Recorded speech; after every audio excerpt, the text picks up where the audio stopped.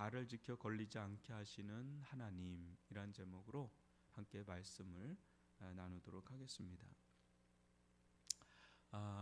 우리가 잠언서를 볼 때 이 지혜를 단순한 격언, 어떤 뭐랄까요? 이렇게 속담, 지혜의 어떤 꾸러미들 그런 정도로 봐서는 안 되는 부분들이 상당히 많이 나오는 게 잠언 또한 하나님의 계시의 말씀이라는 겁니다. 그러니까 하나님과 관련되어서 주어진 하나님의 말씀이기 때문에 우리는 이 잠언을 통해서 분명 어느 성경보다도 삶에 대한 지혜, 통찰력 그런 부분들 또 실질적인 부분들을 정말 많이 다루는 것은 맞지만 하나님과 관련 없이 진행되는 것은 없다라는 것을 하나 이야기를 하고 그 얘기는 계속 드렸지만은 이 속에 창조, 타락, 구속, 완성이라고 하는 4대 기독교 세계관, 그죠? 그런 부분들이 다 녹아져 있다라고 봐도 과언이 아니다 할 정도로 많이 녹아 있습니다.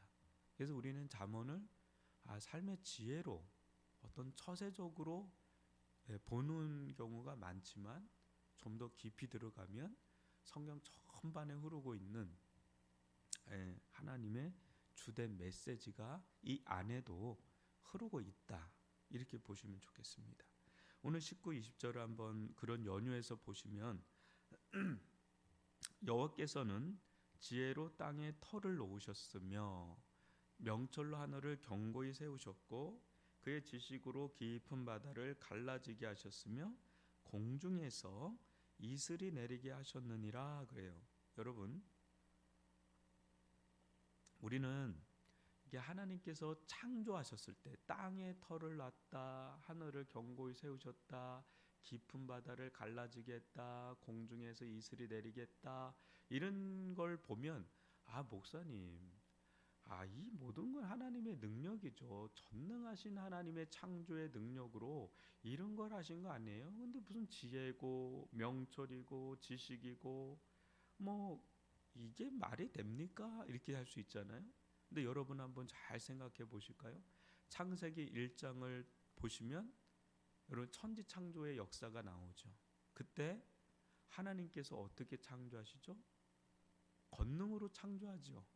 근데 권능으로 창조할 때 어떻게 구체적으로 권능으로 창조하시느냐? 그때 보면 말씀으로 창조하잖아요. 하나님이 이르시되 빛이 있으라 하심에 그대로 되니라. 그러니까 그대로 이르시되 그대로 되니라. 이게 계속 6째 날까지 반복이 되거든요. 그것을 요한복음 1장에서는 어떻게 사도 요한이 보면 태초에 하나님이 계셨으니 곧 말씀이라 그래요. 그죠? 태초에 하나님이 계셨으니 이 말씀은 곧 하나님시라 그렇게 말씀이 나오는데 하나님과 함께 했던 이 말씀이 곧 또 하나님이래요. 이거를 로고스라고 하는데 말씀이 하나님은 말씀으로 천지를 지으셨다. 만물이 그로 말미암아 지어졌다. 이렇게 말씀이 나오거든요. 여기서 말씀은 여러분 누굽니까? 말씀이 육신이 되어 우리 가운데 거하심에 은혜와 진리가 충만하신 예수 그리스도 얘기예요. 그러니까 말씀, 로고스라고 하는 이 말씀, 그 말씀이 육신이 되어서 오신 분이 예수 그리스도. 그러니까 예수님은 육신을 입고 오셨기 때문에 우리와 같은 완전한 인간으로서 인성을 가지고 계시지만은 그 속은 하나님이시다. 이게 이제 예수님의 신성입니다. 여러분 히브리서 1장에도 나오죠. 예수님이 이 세상을 창조했다. 말씀으로 창조했다. 이제 이런 말씀들이 계속 나오면서 예수님의 천지 창조성이 거기 지지하는 말씀들이 상당히 많이 나옵니다.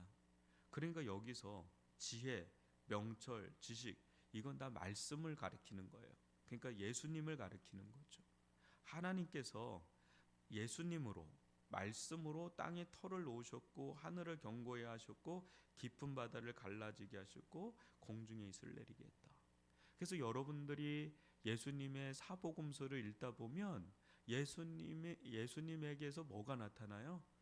자연 만물을 다스리고 통치하는 통치성과 그런 권능이 나타나는 이유가 바로 예수님이 이 천지 만물을 창조하신 창조의 본인이 되기 때문에 그런 일들이 일어나는 거죠. 그러지만은 예수님은 이 땅 가운데 인성을 입고 오셨기 때문에 어떻게 해요? 하나님 아버지를 의지하죠. 그래서 인간으로서 예수님은 하나님으로서도 보여주시지만 인간으로서 어떻게 살아야 되는 것도 보여주시는 지혜와 지식의 총체가 되는 거예요. 어떻게 하죠? 믿음으로 살잖아요. 계속 믿음을 강조하잖아요. 그리고 기도를 강조하고요. 믿음이 표출되는 게 기도니까. 그분 자체는 기도를 받는 분이지 기도를 할 분은 아니죠. 기도를 받고 응답하실 분이 하나님이시죠. 그럼에도 불구하고 그분은 새벽 주야로 기도하세요. 그리고 믿음을 그렇게 강조하세요. 왜요? 그게 인간의 살아가야 될 본분이기 때문에. 그래서 우리는 이 잠언서를 통해서 예수님을 발견하는 겁니다. 예수님의 창조성을 발견하는 거죠. 그래서 21절 22절 보면 내 아들아 완전한 지혜와 근신을 지키고 이것들이 내 눈앞에서 떠나지 말게 하라. 이것도 여러분 한 번 더 들어가면 이제 그냥 보면 말씀에 나타난 완전한 지혜, 어떤 근신, 이게 절제죠. 그걸 지켜야 되겠다. 이걸 떠나지 말게 해야 되겠다. 말씀. 우리는 그렇게 딱 적용해요. 근데 조금 더 영적이고 복음적인 적용이라면 여러분 뭐겠습니까? 완전한 지혜, 근신, 떠나지 말게 할 것 뭘까? 그건 예수입니다. 예수. 그 예수의 복음입니다. 예수의 복음을 우리는 크게 세 가지로 볼 수가 있어요. 하나는 십자가의 복음이고, 또 하나는 부활의 복음이고, 또 하나는 하나님 나라의 복음입니다. 그걸 통틀어서 예수의 복음이라고 하는 거죠. 그것을 떠나지 말게 하라. 복음 안에는 하나님의 지혜가 완전히 녹아져 있는 게 복음이거든요. 그래서 여러분, 율법도 하나님의 말씀이죠. 근데 율법이 가리키고 있는 거는 복음인 거예요. 그래서 복음에 대해서 우리는 늘 바라봐야 되고요. 복음의 중심에 예수가 있다라는 것, 이것을 우리가 잊지 말아야 됩니다. 그리하면 내 영혼의 생명이 되며 내 목의 장식이 된다. 우리가 말씀을 이렇게 많이 읽으라고 그러죠. 그런 얘기 들으니까 말씀 많이 읽잖아요. 근데 그 말씀을 많이 읽으라는 이유는 그 말씀이 가리키는 한 분을 우리는 보는 건데요. 그건 예수 그리스도고 그분이 어떤 분이시고 그분이 어떤 일을 행하셨는가가 매우 중요한 겁니다. 그것이 은혜입니다. 그 은혜에 젖어들면 내가 뭘 해야 될지도 이제 나타나는 거죠. 그래서 이런 부분에 대해서 여러분이 잘 보시면 유익이 됩니다.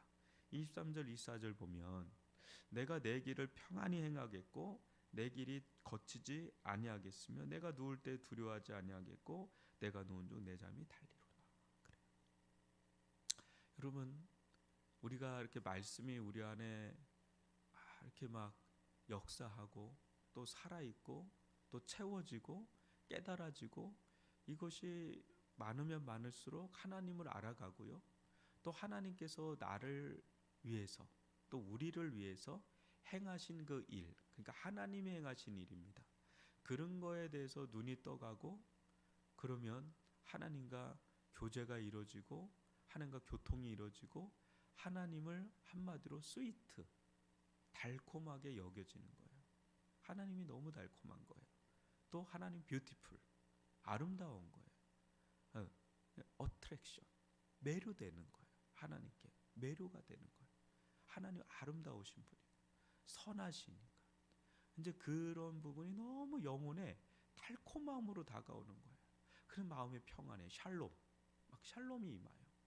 뭐 그런 마음으로 충만하면 어느 순간인가 이 두려움이 사라지는 거죠. 여러분 이렇게 방에 들어갈 때 깜깜한데 불을 탁 켜는 순간에 어둠이 온데간데 없죠. 온데간데 없죠. 여러분 이런 이야기를 해요. 빛이 결핍되면, 그러니까 어둠은 원래 있는 거냐?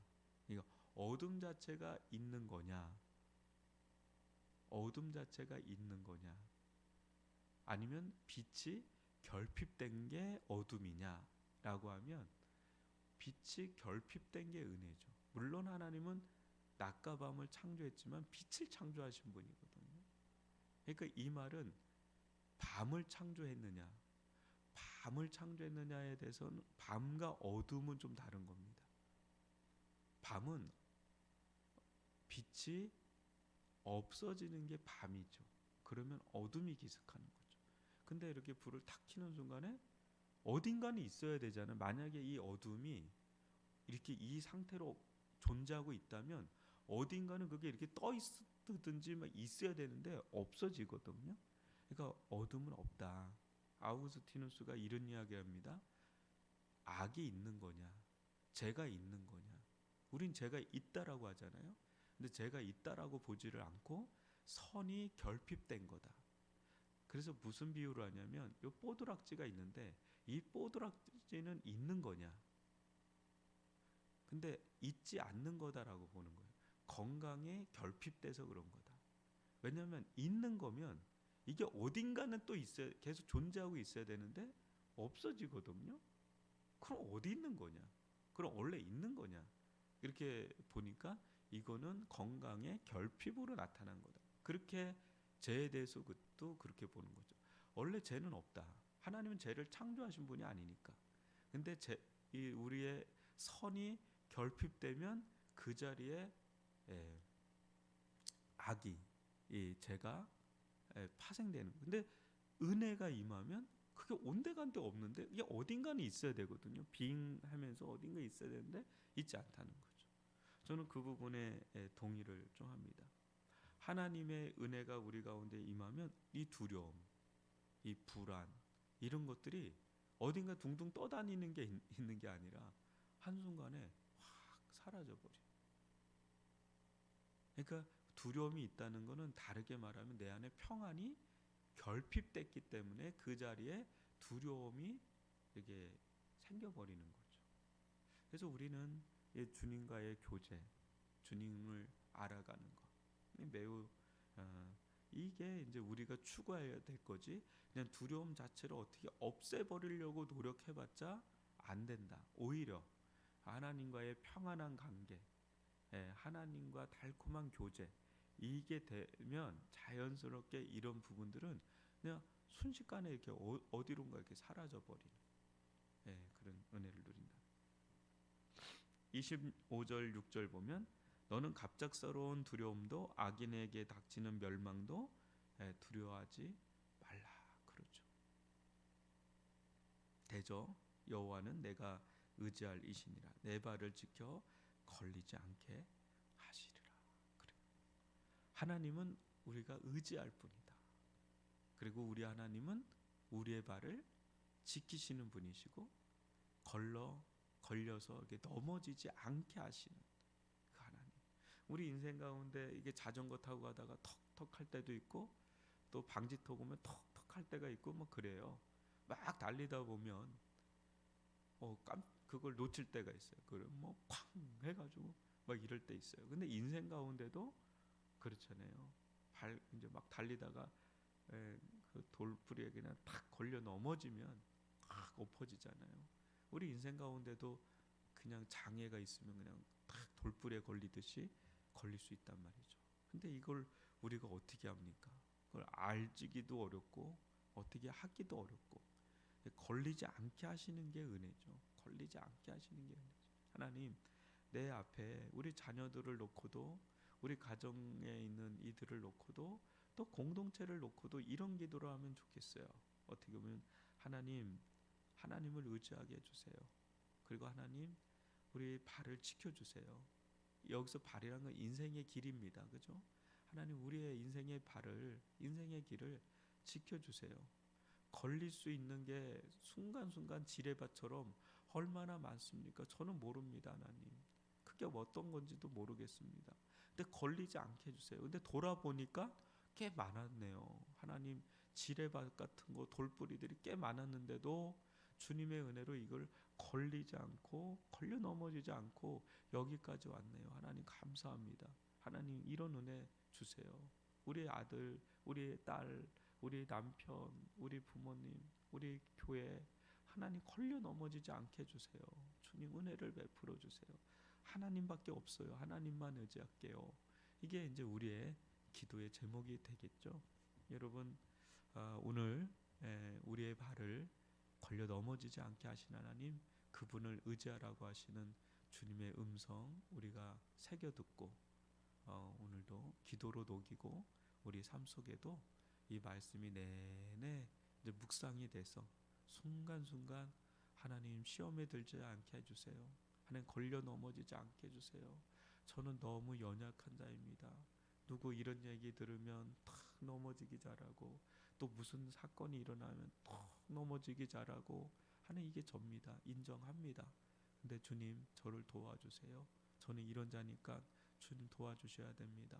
주님 역사해 주셔요. 막 이렇게 기도를 어린아이처럼 이렇게 할 때 하나님께서 우리를 사랑하시기 때문에 두려움도 사라지게 하시고 평안 가운데 이 험난한 인생길을 그래도 은혜 가운데 걸어가게 하시는 그 하나님, 오늘도 의지하며 사는 복된 저와 여러분 되길 바랍니다.